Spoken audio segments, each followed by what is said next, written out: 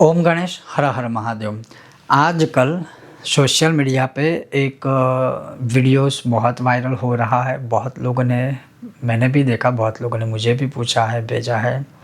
और एक नहीं, अभी तो किसी एक का वीडियो देखकर शायद बहुत लोग अभी तो टूट पड़े हैं। लेकिन मैं सिर्फ ये कहूँगा कि ऐसे लोगों के वीडियो भी मत देखें, ऐसे लोगों से दूर रहे। क्योंकि मैं बहुत ही, या तो प्रेम से कह रहा हूँ, दुख मुझे हो रहा है ये वीडियो देखने या सुनने के बाद। और वो वीडियो क्या है, वो ऐसे भ्रमित कर रहे हैं सब लोगों को कि श्राद्ध पक्ष है तो श्राद्ध पक्ष में भगवान की पूजा नहीं की जा सकती। क्या सही में भगवान की पूजा श्राद्ध में नहीं करनी चाहिए? आज हम उसी विषय पर बहुत ही छोटी, मतलब संक्षिप्त समय में बात करेंगे। अब सबसे पहली बात है कि कौन से शास्त्र में ये लिखा है कि श्राद्ध पक्ष में देवी देवताओं की पूजा नहीं की जा सकती। हाँ, आप मांगलिक कार्य नहीं कर सकते। मांगलिक कार्य का मतलब क्या होता है कि जो बड़े यज्ञ होते हैं, जैसे वास्तु यज्ञ है, नवचंडी यज्ञ है, शतचंडी यज्ञ है, जो 16 संस्कार होते हैं, वो आदि आदि। लेकिन सबसे ज़्यादा भक्ति, सबसे ज़्यादा मंत्र जाप, सबसे ज़्यादा नारायण स्वरम, सबसे ज़्यादा विष्णु भगवान की भक्ति, सबसे ज़्यादा शालिग्राम भगवान की भक्ति, सबसे ज़्यादा पितरों की भक्ति, सबसे ज़्यादा मतलब शिव भक्ति, सब कुछ आप इसमें कर सकते हो। आप अपना जो नित्य पूजा पाठ आदि करते हो वो तो आपको कभी स्किप नहीं करना चाहिए, वो तो करना ही चाहिए। बात रही, कुछ लोगों ने हमें पूछा, क्योंकि ऐसे वीडियो देखकर बहुत लोग डर भी जाते हैं। और मैंने कई बार अपने वीडियो में बोला है, धर्म हमारा डरना नहीं सिखाता, धर्म हमारा जीना सिखाता है। और ऐसे जो आपको डरा रहे हैं उनसे मत डरिए। शास्त्र को आप अपने शस्त्र बनाकर हाथ में रखकर चलिए, कभी आपको कोई डर नहीं लगेगा। तो एक प्रश्न ये था कि गुरुजी, हम आपके ही कहने पर, आपके ही वीडियो देखकर श्री सूक्त का यज्ञ नित्य करते हैं, तो अभी हम क्या करें? अरे करिए, नित्य यज्ञ, नित्य पूजा पाठ कभी बंद मत करें। नहीं तो वो एक आपने अखंड अनुष्ठान की तरह जो इतने दिनों से किया है और अभी आप ये 15-16 दिन बंद कर दोगे तो आपका तो वो अनुष्ठान ही टूट गया, आपका नित्य कर्म बंद हो गया। अगर आप नित्य भोजन कर रहे हो तभी आपका शरीर चलेगा, लेकिन जब आपने खाना ही बंद कर दिया तो आप धीरे धीरे कमज़ोर हो जाएंगे, वीकनेस आ जाएंगी। तो वैसे ही नित्य कर्म की जो भक्ति की शक्ति होती है, अगर आपने वहाँ बंद कर दी तो धीरे धीरे आपका तो जो पुण्य है वो क्षय होना शुरू हो जाएगा।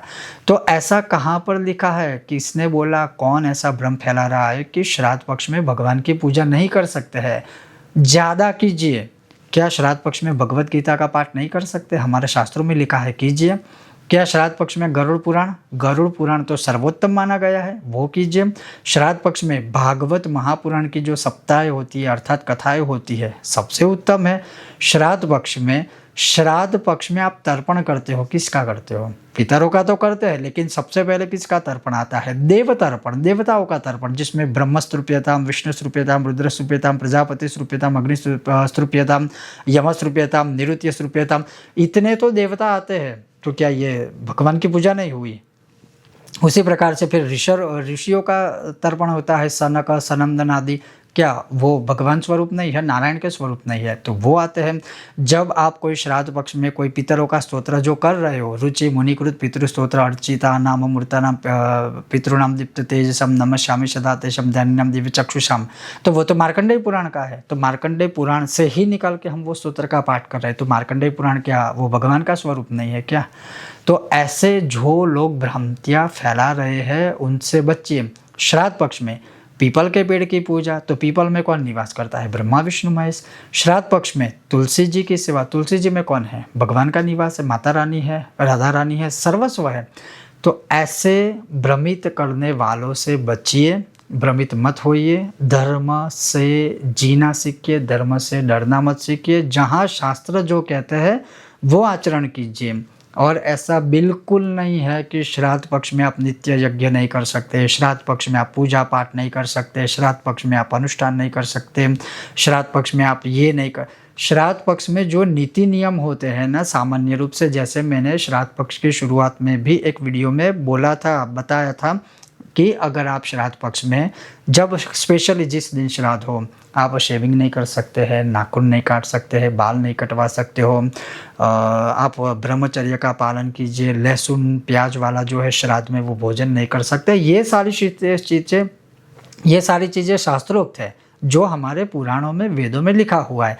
लेकिन श्राद्ध पक्ष में भगवान का नाम नहीं लेना चाहिए। ये कौन भाई साहब या बहनें हैं जो वीडियो ऐसे बनाकर डाल के सबको डरा रहे या भ्रमित कर रहे, और लोग देख भी रहे हैं। तो मत ऐसे लोगों से भ्रमित होइए। श्राद्ध पक्ष में तो सबसे ज़्यादा अच्छा है विष्णु सहस्त्र का पाठ, जिसमें विष्णु भगवान के 1000 नाम हैं, आप कीजिए।